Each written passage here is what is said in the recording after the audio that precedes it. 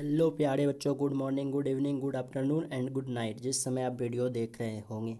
ठीक है, आज हम जो है अर्थव्यवस्था का चैप्टर नंबर 2 स्टार्ट करेंगे। कुछ थ्योरी के साथ इसको कवर करेंगे, जिससे कि आपका थ्योरी भी कवर होते जाएगा और अच्छा से रिवीजन हो जाएगा चैप्टर नंबर 2 अर्थव्यवस्था का। तो आज जो है हम समझेंगे आय के बारे में। किसके बारे में समझेंगे? आय के बारे में। तो आय है क्या चीज़? समाज का जो हमारे समाज में जो भी व्यक्ति होते हैं वो देखे होंगे कि वो परिश्रम कर रहे हैं, तो मेहनत करते हैं, तो उससे जो काम करते हैं, मेहनत करते हैं, जो परिश्रम करते हैं, उससे जो अर्जित संपत्ति होता है उसे हम क्या कहते हैं? आय कहते हैं। तो आय क्या है? आय एक मापदंड है। आय एक मापदंड है जिसके द्वारा देश के आर्थिक विकास की स्थिति का आकलन किया जाता है। तो चलिए इस परिभाषा को देख लेते हैं जो यहाँ पर लिखा गया है। यहाँ पर लिखा गया है कि जब कोई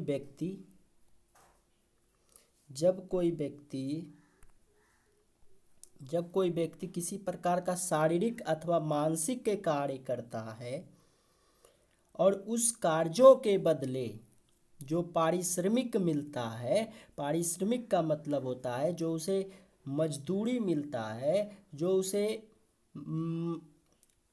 धन की जो प्राप्ति होती है, उसे उस व्यक्ति का आय कहते हैं। उसे उस व्यक्ति का आय कहते हैं। ठीक है, तो हर एक तरह के कामों का पारिश्रमिक अलग अलग रूपों में मिलता है। जैसे भूमि का पारिश्रमिक लगान के रूपों में मिलता है, और श्रम का जो पारिश्रमिक होता है वह मजदूरी के रूप में मिलता है। और पूंजी का जो पारिश्रमिक होता है वो ब्याज के रूप में, और व्यवस्थापक का जो पारिश्रमिक होता है वो वेतन के रूप में, और उद्यमी का जो पारिश्रमिक होता है वह लाभ या हानि के रूप में मिलता है। चलो अब बात करते हैं बिहार का आय। तो हम लोग जैसा कि पहले लेक्चर में देख चुके थे एक ऑब्जेक्टिव में कि बिहार एक पिछड़ा राज्य है। यहाँ की जो आबादी है वह 41.4% आबादी जो है वह गरीबी रेखा के नीचे गुजर करती है। तो गरीबी रेखा क्या है? गरीबी रेखा जो है एक माना गया है, मानक रेखा है, जिसके नीचे का जो व्यक्ति होते हैं, जिसके नीचे जिसकी एक आय की एक मापदंड बना दिया गया है कि इतना आय से, मान लो जैसे 5 रुपया है तो 5 रुपया की आय से जितना कम आय वाले व्यक्ति हैं वह गरीबी रेखा के नीचे आ जाएंगे, और 5 रुपया से जो ऊपर वाले हैं वो गरीबी रेखा के ऊपर आएंगे। तो यही यहाँ पर कह रहा है कि कोई मापदंड होगा आय का, वही लिया गया है कि 41.4% आबादी गरीबी रेखा के नीचे गुजर करती है। अब एक कथन है कि गरीबी गरीबी को जन्म देता है, ऐसा किसने कहा? रैगनर नरकस ने कहा। रैगनर नरकस ने कहा कि गरीबी गरीबी को जन्म देती है। उसका हम एक पाई चार्ट के द्वारा जो बगल वाले चित्र में है इससे समझेंगे। तो देखिए, जब किसी व्यक्ति का निम्न प्रति व्यक्ति आय होगा, आय कम होगा, तो कारण क्या है आय कम होने का? कि बचत कम हुआ, और बचत कम होगा तो विनियोग कम होगा, और विनियोग कम होगा तो निर्माण का जो पूंजी होता है, यानी निम्न पूंजी जो होता है वो कम जाएगा, यानी निर्माण की दर कम जाएगा, और निर्माण की दर ज्यों ही कमेगा फिर से प्रति व्यक्ति आय कम जाएगा, जिसके कारण वह क्या हो जाएगा? वह बिहार राज्य क्या हो जाएगा? वह फिर से प्रति व्यक्ति आय कमेगा, और यही चक्र चलते रहेगा, जिसके कारण गरीबी गरीबी को जन्म देती है। इसी प्रकार देखते हैं, उच्चतम प्रति व्यक्ति आय रहेगा तो बचत क्या होगा? अधिक होगा, और बचत अधिक होगा तो विनियोग अधिक होगा, और विनियोग अधिक होगा तो निर्माण की दर बढ़ेगा, और निर्माण की दर बढ़ेगा तो फिर से प्रति व्यक्ति आय ज़्यादा हो जाएगा, क्योंकि निर्माण की दर बढ़ेगा, सभी ज़्यादा ज़्यादा निर्माण होगा, ज़्यादा से ज़्यादा व्यक्ति की ज़रूरत पड़ेगी, जिससे कि सभी का फिर से प्रति व्यक्ति आय बढ़ जाएगा। तो what do you mean by प्रति व्यक्ति आय? प्रति व्यक्ति आय से क्या समझते हैं? तो प्रति व्यक्ति आय जो होता है वो किसी राष्ट्र या राज्य या किसी भी जिले या गांव को भी निकाल सकते हैं। जैसे किसी राष्ट्र का जितना एक साल में, किसी समय, जैसे एक साल में जितना आय है पूरा राष्ट्र का, और उसके जनता से जब जितना टोटल जनता है उससे जब हम डिवाइड कर देते हैं तो उससे प्रति व्यक्ति आय निकल जाता है। ठीक है, ये डेट्स क्लियर। यानी गरीबी गरीबी को जन्म देती है। यहाँ से इस चार्ट से समझ में आया कि गरीबी गरीबी को जन्म देती है, और इस चार्ट से समझ में आया यदि अमीर है तो अमीर ही रह जाएगा। चलिए आगे बढ़ते हैं। निदेशालय की इस रिपोर्ट के अनुसार सन 2008 से 9 में भारत की प्रति व्यक्ति आय 25,494 रुपया है, जबकि बिहार की प्रति व्यक्ति आय सन 2005 से 6 में 6,610 रुपये हैं। बिहार के कुल 38 सर्वाधिक प्रति व्यक्ति जो है, बिहार में कुल जो 38 जिला है उसमें सबसे ज़्यादा पटना का आय है और सबसे कम शिवहर का है। शिवहर यहाँ होगा, क्या होगा? शिवहर होगा। ठीक है, आय सबसे कम शिवहर होगा। अब समझते हैं राष्ट्रीय आय के बारे में। तो राष्ट्रीय आय क्या होता है? यहाँ तक क्लियर है तो एक लाइक बनता है और सब्सक्राइब करना चाहिए। चलिए राष्ट्रीय आय की बात करते हैं। तो राष्ट्रीय आय क्या है? राष्ट्रीय आय से आप क्या समझते हैं, इसके बारे में हम लोग समझ रहे हैं। तो राष्ट्रीय आय जो है यह क्या करता है कि किसी देश का आर्थिक विकास को बढ़ा सकता है या वे घटा सकता है। यानी कहने का मतलब हुआ आर्थिक विकास जो है किसी राष्ट्र का उसके राष्ट्रीय आय पर निर्भर करेगा। तो चलिए राष्ट्रीय आय को समझते हैं। राष्ट्रीय आय जो है, राष्ट्रीय आय का मतलब है किसी देश में एक वर्ष में उत्पादित वस्तुओं एवं सेवाओं के कुल मूल्य से लगाया जाता है। ठीक है, दूसरे शब्दों में कहें तो वर्ष भर में किसी देश में अर्जित आय की कुल मात्रा को राष्ट्रीय आय कहते हैं। यहाँ तक क्लियर? ठीक है, तो राष्ट्रीय आय समझ में आ गया। राष्ट्रीय आय से हम किसी भी देश के आर्थिक विकास जो है राष्ट्रीय आय पर ही निर्भर रहता है। आर्थिक प्रगति को मापने का सर्वोत्तम साधन जो है वह कौन सा है? राष्ट्रीय आय ही है। ठीक है, राष्ट्रीय आय जो है आर्थिक प्रगति को मापने का सर्वोत्तम साधन मात्र है। ये भी कॉपी में नोट कर लीजिएगा, लिखिएगा आर्थिक प्रगति को मापने का सर्वोत्तम साधन भी राष्ट्रीय आय ही है। आर्थिक प्रगति को मापने का सर्वोत्तम साधन भी राष्ट्रीय आय ही है। चलिए दूसरा चीज आता है, यदि देश की कुल पूंजी विदेशों में लगा दी जाती है तो उससे जो प्राप्त है, यानी जितना भी देश में कुल पूंजी है, कोई पूंजी किया हुआ जो जितना भी कुल पूंजी है, यदि हम लगा देंगे विदेश में तो उससे जो आय प्राप्त होगा वो भी राष्ट्रीय आय ही ऐड होगा। ये भी याद रखना है, वो भी राष्ट्रीय आय में ही ऐड होगा। चलिए, प्रोफेसर केन्स ने राष्ट्रीय आय की धारणा को नए सिरे पर विचार किया था। उन्होंने एक फॉर्मूला दिया कि Y is equal to C plus I, जहाँ पर बाई क्या है? राष्ट्रीय आय। राष्ट्रीय आय को हम समझ चुके हैं। सी क्या है? उपभोग व्यय है, और आई क्या है? विनियोग है। तो ये क्या है? उनके द्वारा, इनके अनुसार क्या हुआ कि राष्ट्रीय आय जो है उपभोक्ता वस्तुओं तथा विनियोग वस्तुओं पर किए गए कुल व्यय के योग के बराबर होता है। यानी राष्ट्रीय आय जो है वह क्या होता है कि उपभोक्ता वस्तुओं और विनियोग वस्तुओं पर किए गए कुल व्यय का योग के रूप में व्यक्त किया जाता है। तो यही फॉर्मूला है। ठीक है, अब राष्ट्रीय आय की धारणा को देख लेते हैं। तो राष्ट्रीय आय की धारणा को जो है हम इस तीन चीज़ों से स्पष्ट करते हैं। पहला जो है सकल घरेलू उत्पाद, ग्रोस डोमेस्टिक प्रोडक्ट जीडीपी, कुल या सकल राष्ट्रीय उत्पादन ग्रोस नेशनल प्रोडक्ट, शुद्ध राष्ट्रीय उत्पादन नेट नेशनल प्रोडक्ट। तो एक चीज़ यहाँ पर आओ जाने में देख लेते हैं। भारत में सांख्यिकी विभाग के अंतर्गत केंद्रीय सांख्यिकी संगठन, इसको कहेंगे सेंट्रल स्टेटिस्टिकल ऑर्गेनाइजेशन, राष्ट्रीय आय के आकलन के लिए उत्तरदायी है। इस कार्य में राष्ट्रीय परिदृश्य सर्वेक्षण संगठन केंद्रीय सांख्यिकी संगठन का सहायता करता है। ठीक है, क्या है इस कार्य में जो है राष्ट्रीय परिदृश्य सर्वेक्षण संगठन जो है वो केंद्रीय सांख्यिकी संगठन का सहायता करता है। यहाँ से आ सकता है कि केंद्रीय सांख्यिकी संगठन का सहायता कौन करता है, तो राष्ट्रीय परिदृश्य सर्वेक्षण संगठन करता है। और एक पूछ सकता है कि हमारे देश में राष्ट्रीय आय का आकलन के लिए कौन उत्तरदायी है, तो कौन उत्तरदायी है, ये है केंद्रीय सांख्यिकी संगठन यानी सेंट्रल स्टैटिस्टिकल ऑर्गेनाइजेशन। यह भी क्वेश्चन आ सकता है।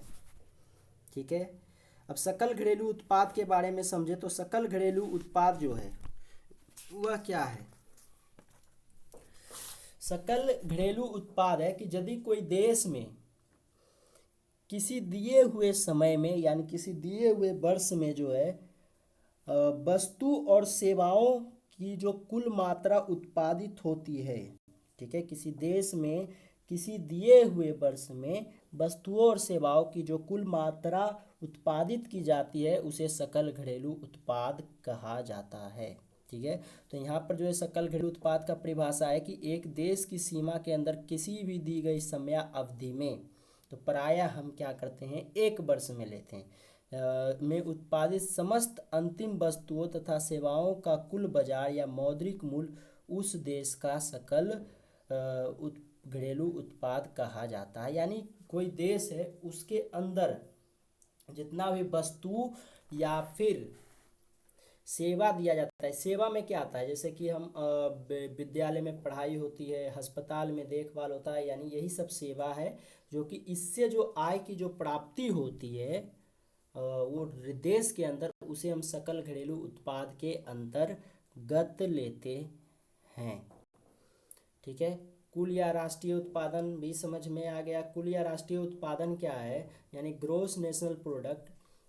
ये कहता है कि किसी देश में एक साल के अंतर्गत जितनी वस्तुओं तथा सेवाओं का उत्पादन होता है उनके मौद्रिक मूल्य को, क्या जितना भी वस्तु और सेवा का जो उत्पादन होता है, आप लोग समझिए सकल घरेलू उत्पाद और कुल तो ये दोनों से हुआ नहीं। यहाँ पर जो उत्पादित वस्तु और सेवा है उसके मौद्रिक मूल्य को राष्ट्रीय उत्पादन कहते हैं, ग्रोस नेशनल प्रोडक्ट कहते हैं। ये चीज़ क्लियर होना चाहिए। और नेट नेशनल प्रोडक्ट होता है जैसे कुल राष्ट्रीय आय जितना है। ठीक है, यानी वस्तु के उत्पादन में जितना खर्च किया गया उसको माइनस कर देते हैं राष्ट्रीय आय में, तो वह क्या हो जाता है, शुद्ध राष्ट्रीय उत्पादन हो जाता है, जिसको नेट नेशनल प्रोडक्ट भी कहते हैं। इसको कहते हैं एनएनपी।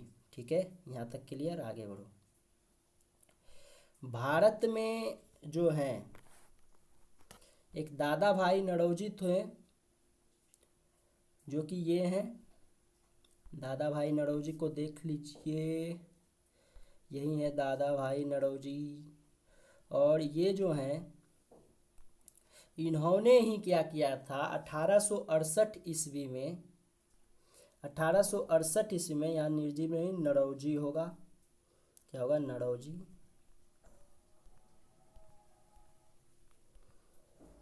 नौरोजी ने राष्ट्रीय आय का अनुमान लगाया था।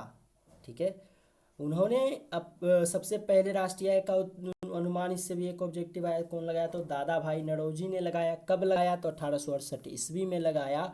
और उनके पुस्तक का नाम था poverty and un British rule in India. Un British rule in India, यहाँ पर इन होगा, इन इंडिया में बताया कि वह उस समय जो है वह 25 रुपये राष्ट्रीय 20 रुपया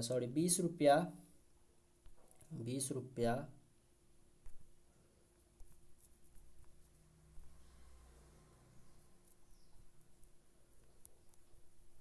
20 रुपया था।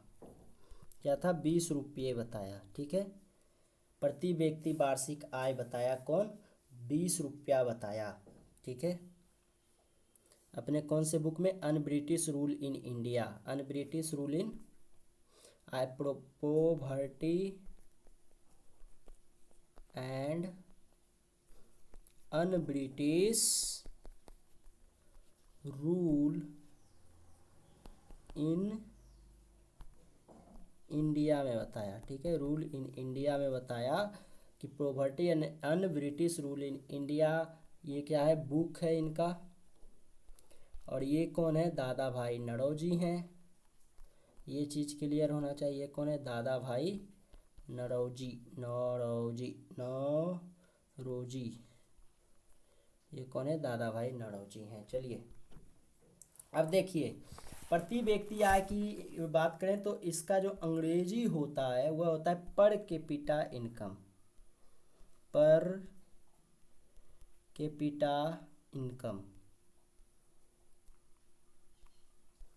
ठीक है, तो प्रति व्यक्ति आय जो है वह क्या होता है? जैसे हम बता चुके हैं कि प्रति व्यक्ति आय जो होता है वह राष्ट्रीय आय जितना होता है और उस देश में जितना कुल जनसंख्या होता है उससे डिवाइड कर देते हैं तो वह प्रति व्यक्ति आ जाता है। बस सिंपल तरीका यही है प्रति व्यक्ति आय को समझने का, और ये फॉर्मूला याद कर लीजिएगा। ठीक है, ये फॉर्मूला याद करना है। चलिए आगे बढ़ें। अब बात करते हैं राष्ट्रीय आय की गणना हम किस तरीकों से कर सकते हैं, यानी कि मेजरमेंट ऑफ नेशनल इनकम। तो राष्ट्रीय आय की गणना जो है हम 3 तरीकों से कर सकते हैं। पहला उत्पादन, दूसरा आय से, और तीसरा व्यय से कर सकते हैं। यानी कितना उत्पादन हुआ, कितना आय हुआ, यानी कितना इनकम हुआ और कितना खर्च हुआ, इससे हम करते हैं।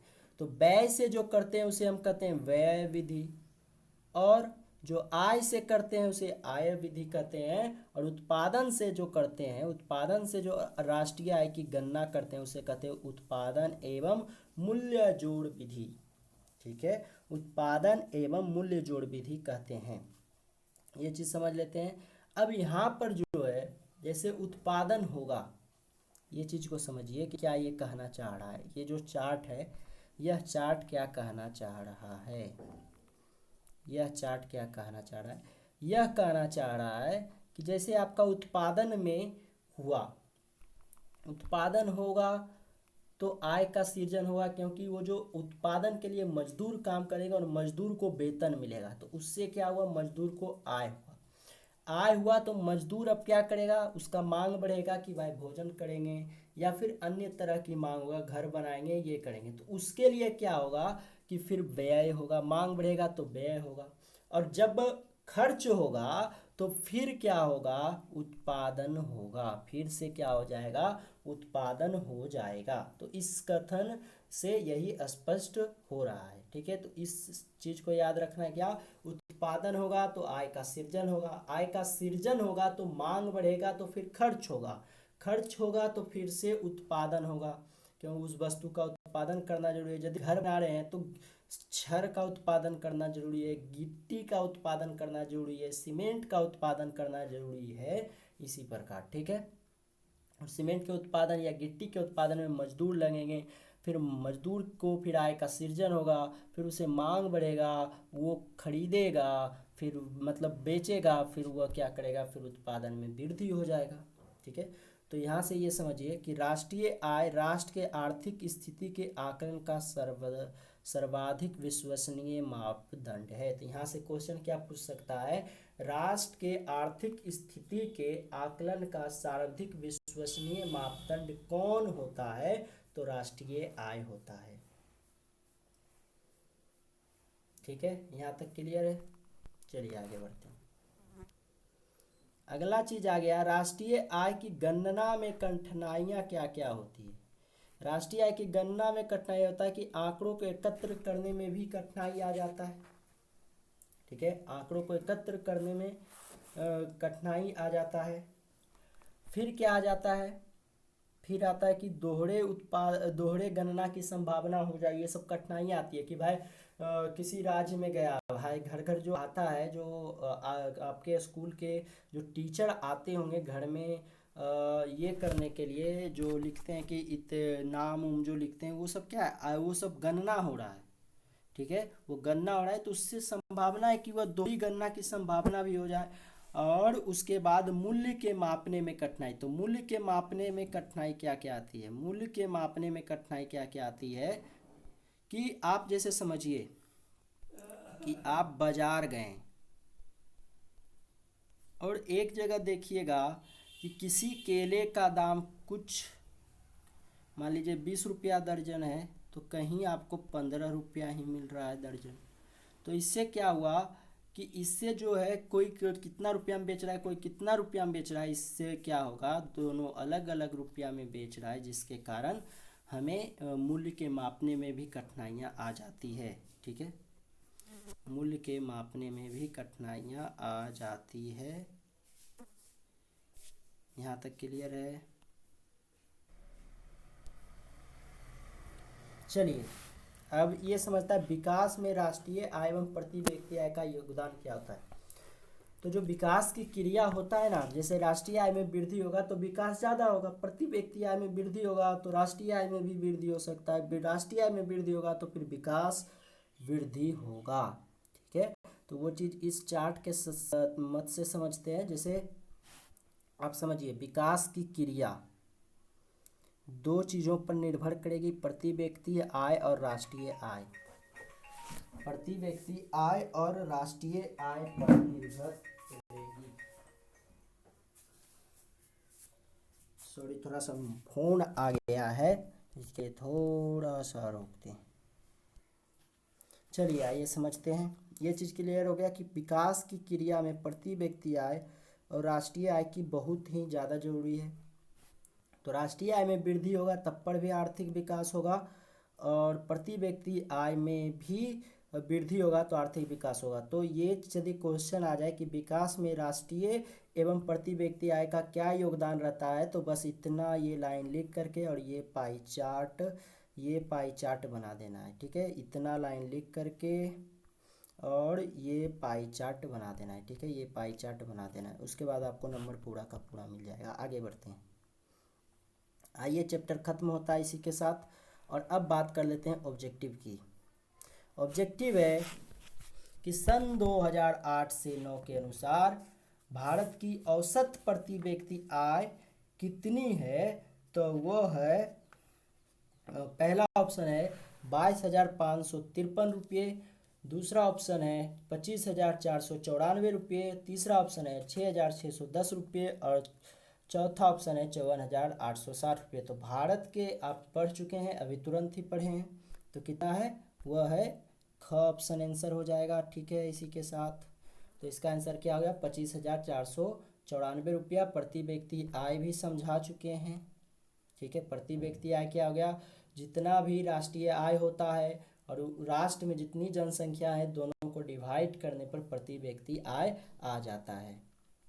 चलिए अब बात करते हैं इसकी कि भारत में वित्तीय वर्ष कहा जाता है। भारत में वित्तीय वर्ष कब कहा जाता है, तो 1 अप्रैल से 31 मार्च को वित्तीय वर्ष कहा जाता है। 1 अप्रैल से 31 मार्च को क्या कहा जाता है, वित्तीय वर्ष कहा जाता है। ये चीज़ क्लियर हो गया, ये चीज़ क्लियर है। आगे देखिए, अगला क्वेश्चन है, भारत में किस राज्य का प्रति व्यक्ति आय सर्वाधिक है, तो गोवा का है, जो कि आपके पीछे बैकग्राउंड में दिख रहा है, गोवा है, गोवा है, गोवा का बीच पर है ये। ठीक है, और उसके बाद है ये चीज़ भी आप देख चुके हैं, उधर देखे थे, इस स्लाइड में यहाँ पर दिखाते हैं।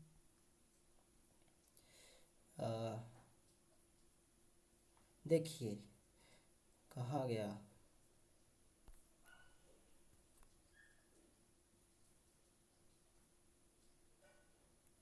कहाँ बताए थे, शायद वो चीज़ नहीं लिए क्या, नहीं लिए हैं, तो यहाँ देख लीजिए। तो क्या है, गोवा का जो है सर्वाधिक है। ठीक है, गोवा आंसर हो जाएगा। प्रति व्यक्ति आय, और ये सब समझ में आ गया। प्रति व्यक्ति आय क्या है यह बात समझ में आ गया। और बिहार में किस जिले का सर्वाधिक आय प्रति व्यक्ति आय सर्वाधिक है, तो वह कौन है? पटना। कौन है? पटना। पटना का सबसे ज़्यादा है। और शिवहर, जो यहाँ शिवहर ऑप्शन दिया गया है, यहाँ जो आपका शिवहर दिया गया है, शिवहर का जो है वह प्रति व्यक्ति आय क्या है? सबसे कम है। सबसे कम है प्रति व्यक्ति आय शिवहर का सबसे ज़्यादा है। तो आंसर कौन हो गया? आंसर हो गया क। आंसर कौन हो गया? आंसर हो गया आपका क हो गया। आंसर कौन हो गया आपका? क हो गया। आंसर कौन हो गया आपका? क, पटना। उत्पादन एवं आय गणना विधि आर्थिक दृष्टि से है तो क्या है? सहज भी है, ये भी हो जाएगा। सहज भी है, वैज्ञानिक भी है, और कौन है? व्यवहारिक भी है। तो इसका आंसर क्या हो जाएगा? उपयुक्त तीनों हो जाएगा। चलिए इसी के साथ लेक्चर को ख़त्म करते हैं, और यहाँ तक हमें संभावना है कि आप लोगों को समझ में आ चुका होगा। ठीक है, all the best, thank you अंतिम तक देखने के लिए।